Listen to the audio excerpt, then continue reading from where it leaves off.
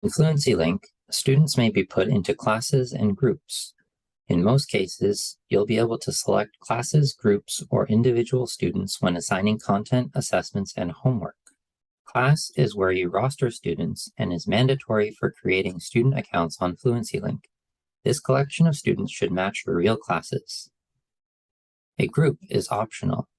It is a way of categorizing students using other criteria, such as for differentiation purposes. For example, you could split a class into heritage learners and non-heritage learners. A group can contain one or more students from one or more classes. It could be a subset of students from a single class or a mix of students from different classes.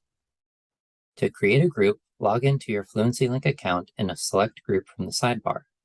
Then choose Add Group. Enter a group name and select a class from which to select students. To select multiple students, hold the Control key while selecting.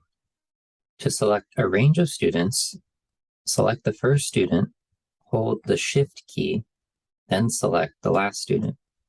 This will select all the students between the two you selected. To add a student, select the right arrow. To remove a student, select the left arrow. When finished with the group, select Save. But if you want to add more students from another class, select the other class and repeat the process.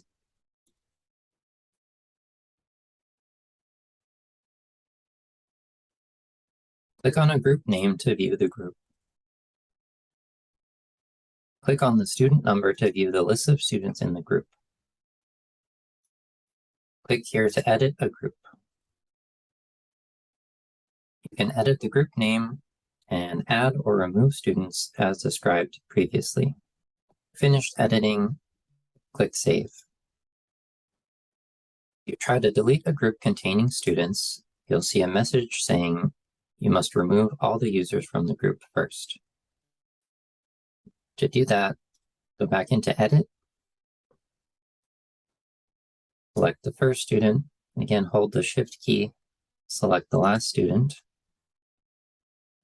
Click the left arrow to remove these students and save. Now you'll be able to delete this group. Thanks for watching.